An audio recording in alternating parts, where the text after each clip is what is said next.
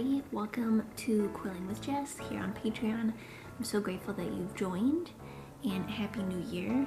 This is a new intro just to kick off our 2026 videos. If you've been joining up until now from August, I'm so grateful that you've been here. If you're new, welcome. And our video will start in just a few minutes. I wanted to just give you a little bit of insight as to what this year will look like. Our even months will be the normal kind of videos that we've had in live streams, where there's just either a seasonal or fun little activity to do. However, during our odd months, we're going to focus on a specific skill or technique. So for January, we'll be making beads, and probably in the next few odd months there will be spirals and teardrops and things of that nature. And so the whole month will focus on that one technique and the kind of art that you can make specifically focused on that. I hope that that's enjoyable for you all. I hope that you have had a good time thus far learning along with us, and that you'll share over on Instagram and here on Patreon as well how the activities are going, who you give them to, where you display them, if you wear them, like our New Year's earrings. And yeah, happy crafting. All right, welcome everybody. I am so happy that you're joining here in the new year. Happy New Year. Today is January 4th, and so it's our first pre-recorded video of 2026. I have decided to kind of do things a little differently, and I'm sure that I've posted a new video for you all to kind of know more about that, but just as a reminder and a little bit more detail, I've decided for 2026 I want the months to kind of be more fluid as far as like what we're doing. So for each of the odd months, we're gonna focus on a specific type of quilling, normally like a technique or a shape. So, and then throughout that month, we'll learn how to use them in different designs. And then the even months will be kind of as they have been, either a holiday theme or just something seasonal, some fun design with no specific guidelines. So this month in January, we're going to start off with paper beads. And so I brought my uh, my large bin of beads, and I have to be honest with you, I didn't make most of these beads. My husband did. They're kind of tedious to make this many, if you can tell, but they're a really nice travel activity. So as you know, we travel full time. Sometimes we'll take a day trip somewhere as well. And so these have been one way to kind of stay busy in the car. I've also done some of these at craft shows because they don't require a lot of focus on what I'm making while I'm trying to also talk to customers. It's kind of akin to like knitting at my booth. I can just kind of turn off my brain, work some beads, and then also still be available for customers. So I wanted to bring these to show just kind of the different types of paper that we have used. Excuse me. So all of these single color ones that you see, they're all just like a printer paper, just a solid color. So if you get like a multi-pack of colored printer paper, that's what these are. Right?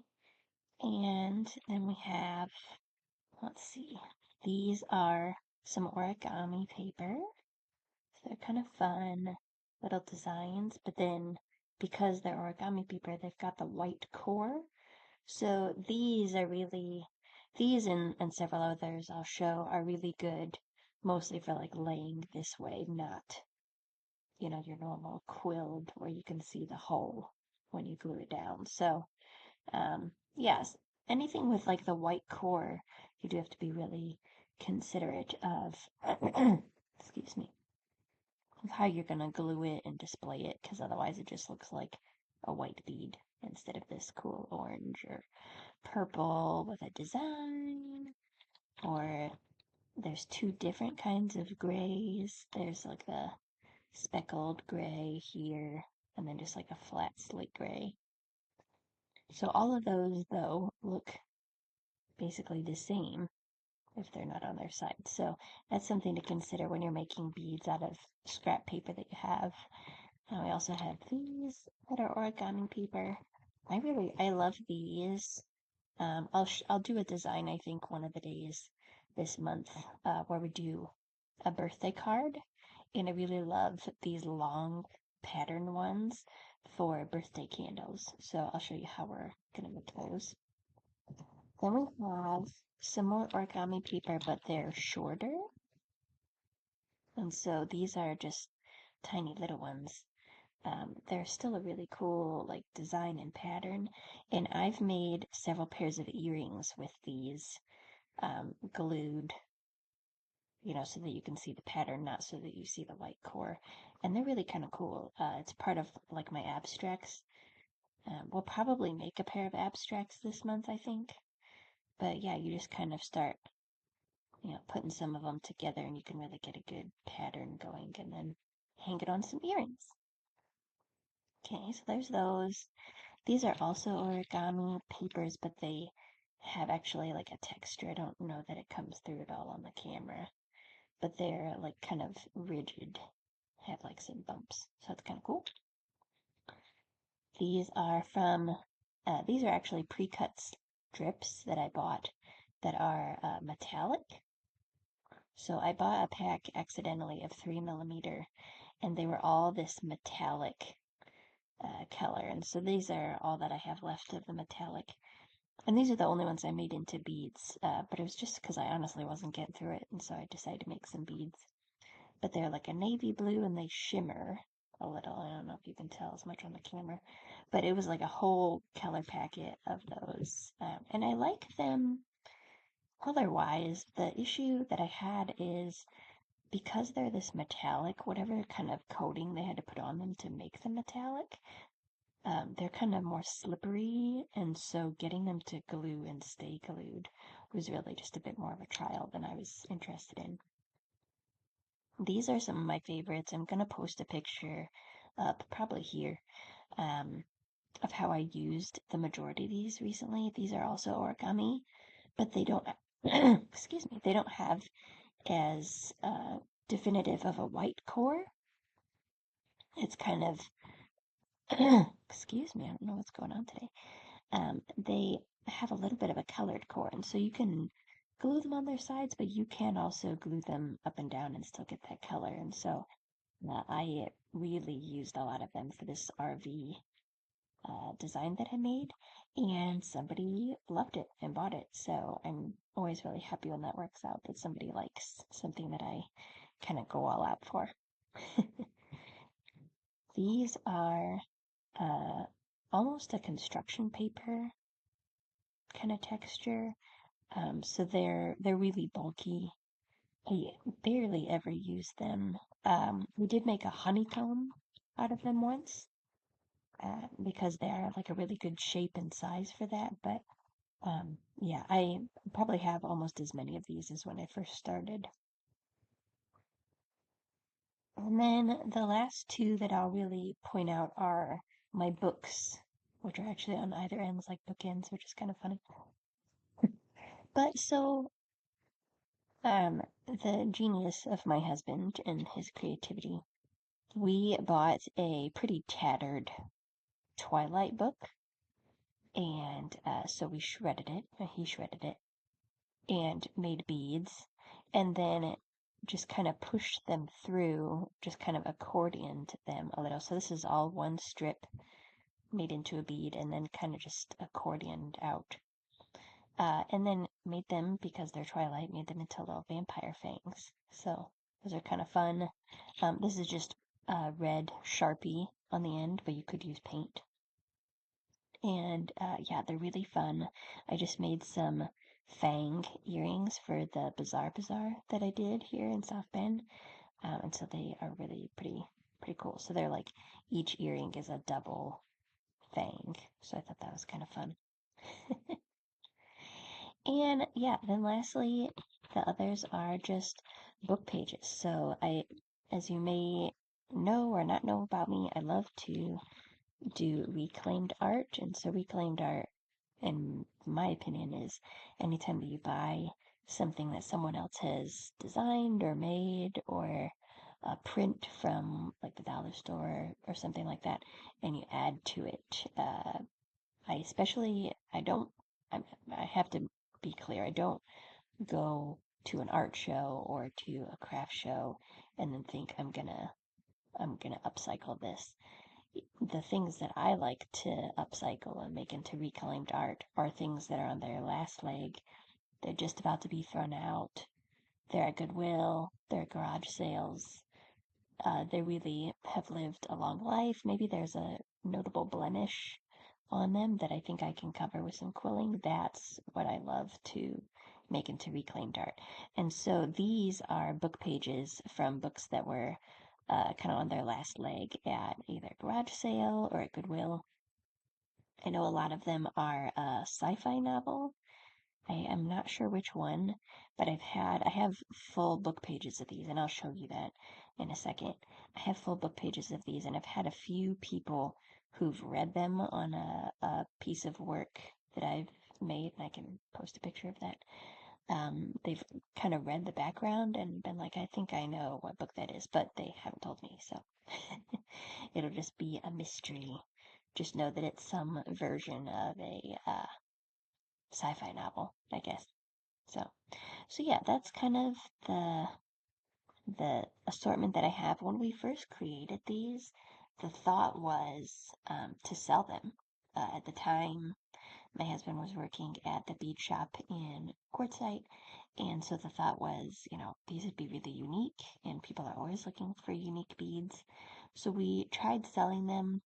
Only ever had one customer, so it wasn't really a big thing. Maybe we'll pop it back out for some shows in the future. But for now, it just kind of helps me to create some of the works that I'm in the process of.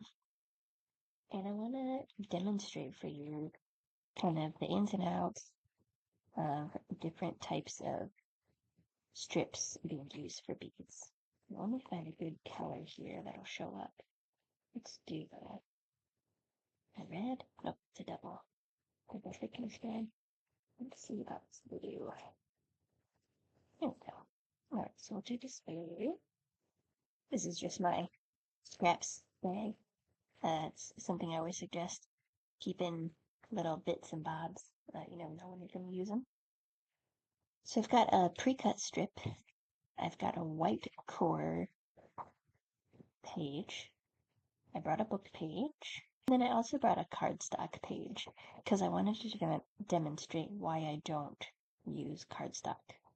At least not very often for beads, just based on the thickness. Because I have a lot of people ask, what's the thickness? What kind of paper do you use? And so obviously most of the time it's pre-cut strips. But every now and then it's not. And also just I want to talk about what the consistency, of the paper is that I use. So I would say it's the consistency of this kind of paper, and it's just printer paper thickness.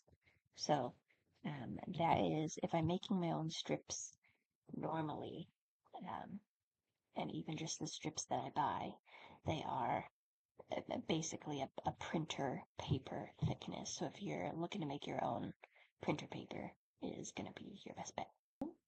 Let's put this pre-made one aside just for a second, and I will show you my printer or my paper shredder. So this is just a little $15, well, it was $15 in Quartzsite, so I don't know about the rest of the world, but it was $15 for this little hand crank shredder, and it is the cutest little thing, and it's quite satisfying. You just put your little paper in here, and so I will sometimes take this to shows to make paper when I want to make some paper beads. And I have to say the most the most entertaining thing is because people are always curious about how I make my strips or do I buy them. It's really fascinating to watch people who aren't going to come up and ask me or, ask any further questions to then maybe get a little bit of appreciation thinking that this is how I make all of my strips. It's not. I'll just bust that door wide open. I do not make my strips like this. Because I make so much art, I have to buy it in bulk. So I don't even buy the little packets in the store because they wouldn't last me more than a week. I buy in bulk. So when I buy packages of like 4,200 strips in about 42 colors. So no, I do not use this normally. This is only when I want to turn some random paper colors or patterns into paper bead strips. Because I won't, any strips that I make with this, I'm not going to make into any shapes except for paper beads. And I'll kind of show you why when we use this. So let's go ahead and we'll start with the easiest one first. We'll do the book page. So we'll just load it in there. All right, and then you can get your one print going.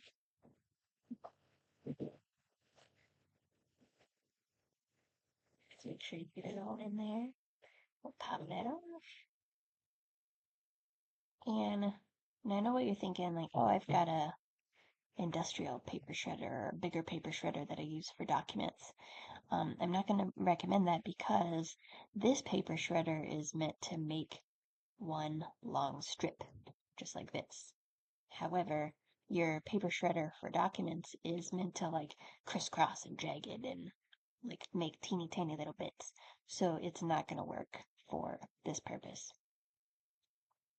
You can also always use your scissors if you are a glutton for punishment. And I have also had people who know that I have a Silhouette or a Cricut, a electronic paper cutter, ask, why don't you use that? And if you're familiar at all with those, they come with uh, a sticky cutting mat, but it's either too sticky or not sticky enough. And then if there's one jump accidentally in the line, all of your strips just are uneven, and it's just not a very reliable, simple way to do it. So to cut out the headaches and to make everything uniform, that's why I will order my strips instead of normally cut my own. So this is actually a really good strip. It came out just how I want it. And we'll probably have that for this whole thing because it fit in so well. So all of these strips look about the same. So that's perfect. However, this sheet is not quite the same because it's too wide to fit into the opening. So I've got a couple options. I can cut it in half and then put it through. I can also fold it and then just know that wherever the fold cuts, it's going to be a loss. And just for the sake of time, we'll do it that way today. You see, you can cut two paper, two printer paper clips at the same time. Okay. Put that through. So let's look at these then. So this is our fold here, so that's why it's not going to work out. So this one, because it's not uniform and it's such a odd shape, we'll have to toss that. So we'll toss that. And then, most of them are going to come out like this, your nice size, nice thickness. But then like this mix of pattern, which is kind of nice because then you can get different shades going, different looks going with the same sheet of paper. So let's find one. Oh, here we go. So this one was not on the crease, but it also didn't come out quite right. So it's, a little split. Even if that wasn't split, it still goes down to a narrow edge. And this is just based on several things. The positioning, did the paper turn while it was going down? So this type of strip is why I don't use these for anything but beads, because this one I could salvage. So I take off take off the little extra, flash my quilling tool, and then I can just quill from here to the end. So you won't notice the tiny center because you will have already quilled it into the middle. So something like that is fine, but as soon as I start opening it up, it's going to be more noticeable. So, okay. And don't worry, I'm going to demonstrate this tool a little more in just a few minutes. Okay, so we'll put those aside. So there's our white core. So that's the one that we talked about where, the one where we talked about, you're going to have, it looks white from the top, but you can use it on the side. So we got all those. Now, let's talk about why we're probably not going to use cardstock all that often, if ever. So this one is also just a little bit too thick. For the purpose of this, I'm going to tear it because folding something this thick would be a little bit too difficult to get it to go through. So, all right. So let's figure it out with this. And I'm not saying you can stop, but we'll make a few beads with this, and I'll show you why it might be not as glamorous of a bead as your thinner focus. So, all right, got those. Now these also have a white core, but not all cardstock does. So if you did decide you wanted to use cardstock, just try to look for the cardstock that doesn't have a white core. And you can normally tell by just turning the packet to the side or if it's on the description if you're buying it online. Okay, so we've got those. So let's go ahead and do a little bit of quilling. I mean, that is why you're here, is it not? So normally I have a long, thin quilling tool that I show you. And today I have brought just one tool for quilling, and this is what I call my bead maker. Now, if you buy a variety size pack, this will probably come in it. It is very thick. You can really see the opening really easily here. And this is also the one that I will sometimes bring to a class if someone has some visual impairments, or if they also really struggle with getting the paper on there due to shaky hands or arthritis or things like that. This can really be a help. So if you have any of those issues or difficulties when quilling, you can try this.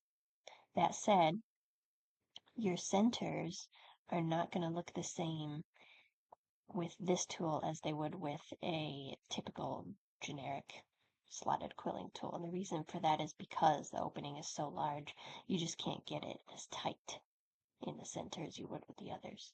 So give and take, definitely good for beads, because the idea of some beads is that you're going to thread them onto something or put them on an earring or whatever.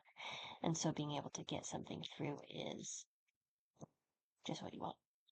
So, all right, let's start with the traditional pre-cut strip. Now, I'm going to quill this whole thing, and I'm going to also have my school glue here.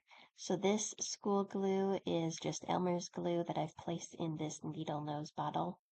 The reason I like the needle nose is it just puts out one dot at a time as opposed to a giant glob or dollop or anything like that. If you don't have this, that's fine. You can use a normal bottle, but I also suggest giving a try to making a puddle with your glue bottle, and then you can use a Q-tip or a toothpick to just kind of dab the glue then wherever you want it. So those are some options.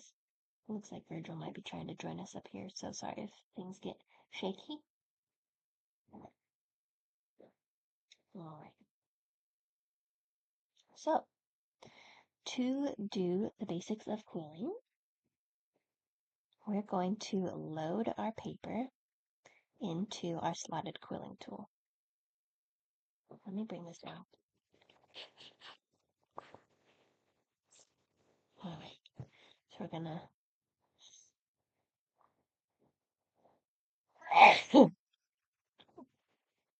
okay. So we're gonna load this in, and the positioning I like to use, and you're gonna want to have a good hold on this because it's so loose, it's so open. So the position I like to use to achieve that is my finger on the bottom, my thumb on the side, and then we're just going to turn that towards us. And for this, I do like to have a nice long anchor at the top, because otherwise it's just really easily going to come out of there. Just kind of like when women, when you're curling your hair. I guess men curling their hair. Who knows? All right. So we're going to twist this all the way to the bottom, and we're not going to take it off when we get there. And you see, I'm trying to keep it all together right here. I'm not letting it kind of cascade one way or the other.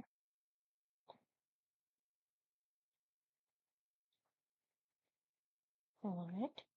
So I'm going to quill it all the way to the bottom. And when I get there, I'm going to try to hold this in one hand so I can grab my glue, but whatever hand position works for you. And we're just going to put one dot of glue on the end. So nothing crazy. You don't need to have like a strip or anything. And we'll just keep turning until that glue closes in there. And then I keep turning it between my fingers. And the reason for this is that glue squished out. And as I keep wrapping it around, I guess you can even see on this one because it's drying on bits. But wrapping it between my fingers means that I'm squishing that glue around the outside, and it just kind of solidifies this a little bit more. Okay, so then you can pop it off. You can always have your tweezers nearby if you want to flatten the layers to make sure it's a nice solid bead. And there you go. There's one little bead for you. It's actually a pretty big bead. Okay, so that's your typical pre-cut smooth edge bead. So that's what I'll generally use for most of my art. Now, if I'm trying to add a little bit of flair, I might use some of this white core on, like we talked about, abstract earrings is a really cool place to put it. So we're going to load it the same way, but we're going to have the white core towards us. And the reason for that is, as you know, we're going to turn it this way. And if you have it the other way, if you have the color towards you, as soon as you start turning, you're making a white bead, not the color. So be sure that the white is towards you. Oh, here comes Virgil.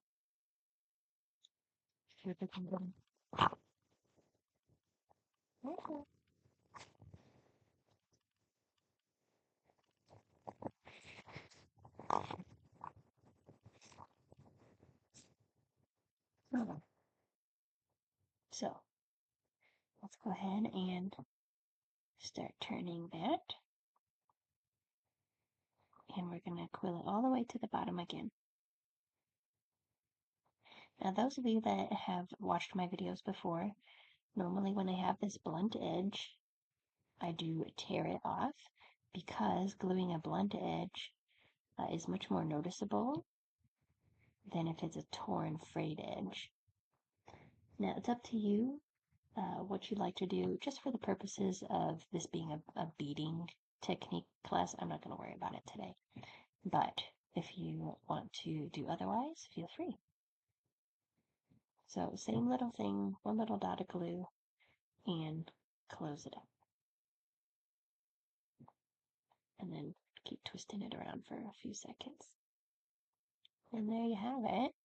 There is your white core, but colorful bead. Now, you remember there was quite a lot of that cream color on the other end of the bead, but because of where we started quilling and where we ended, it's really just a maroon bead because it is all over the other end. So keep that in mind when you're choosing, which way to quill. So like for this one, if I start quilling here, it's going to probably be a mostly maroon bead. But if I start quilling here, you see, it'll be mostly a cream bead. So let's just, for the sake of argument and for the sake of example, we've got nothing else to do. Let's just give that a look. So we'll quill that up and give it a little glue.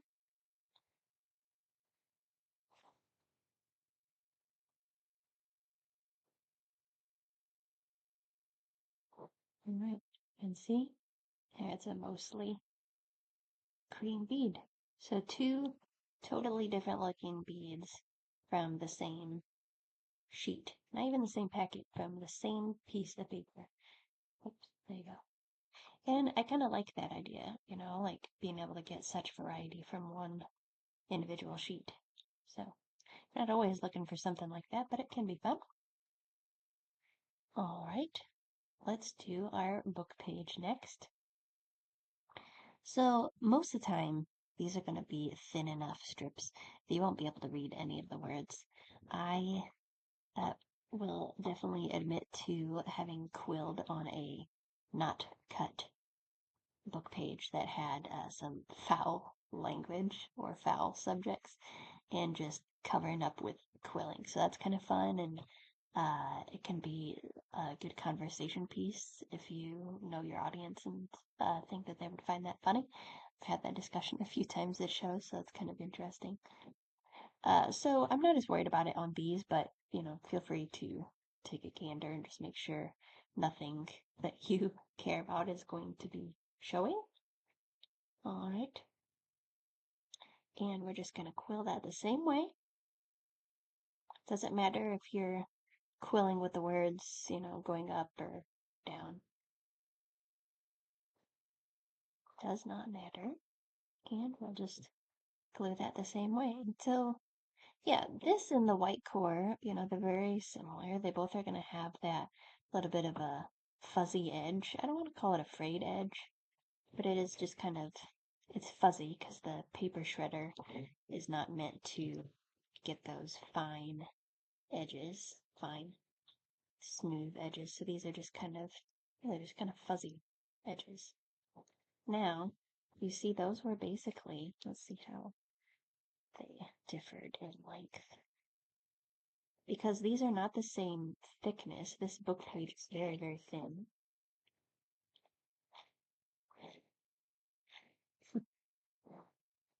And this white core is, closer to a printer page. And so, look at this. This book page is longer, but then you look at these two beads. This is the book page bead. This is the white core bead. And the white core bead is actually a little bigger, even. And the reason is all about the thickness. So that's something to keep in mind when you're making beads.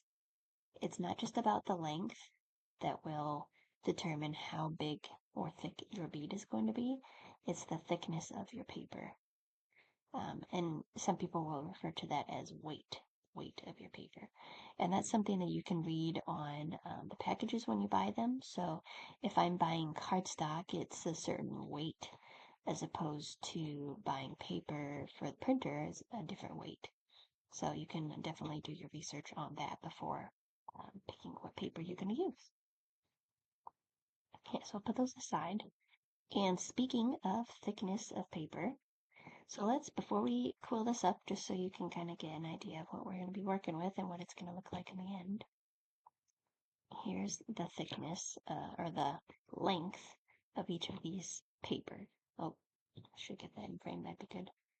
Okay, so clearly the cardstock is the shortest strip, then medium, then longest.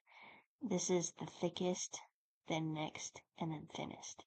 So let's see what this ends up looking like when we have quilled it. So it's going to be a little less smooth, might be a little bit more edgy, but who knows? And now this one, like I said, has the white core. Not all cardstock has white core, so if you do decide you want to use cardstock, don't feel like you're going to be stuck with a white core. Okay, so I put on the same amount of glue. I'm telling you now, I don't know that that's going to be enough. Cardstock generally needs a little bit more. Yep, that was not enough glue. So let's really just give it a lot of glue there. Quill it back up and try gluing it again. And I'm really squeezing this because I really want it to actually get glued. So it's taking a lot more hand effort. It's taking a lot more glue. So definitely don't, feel deterred from it, but just know that those are some things to be considered. All right. Let's move on. And here's our big reveal. And I do mean big. Like, look how much bigger this bead is and how much shorter the strip is than the others. So, all right, let's do it by thickness. Okay, thick, medium, thin. So, thick, medium, thin. So just because you have a long strip, it does not mean that it's going to be the biggest bead. It's all about thickness. So just keep that in mind when you are making beads in the future, when you're using different types of paper. All right. So that's it. That's the basics of making beads. It comes down to your tools, your thickness, and obviously having some good glue.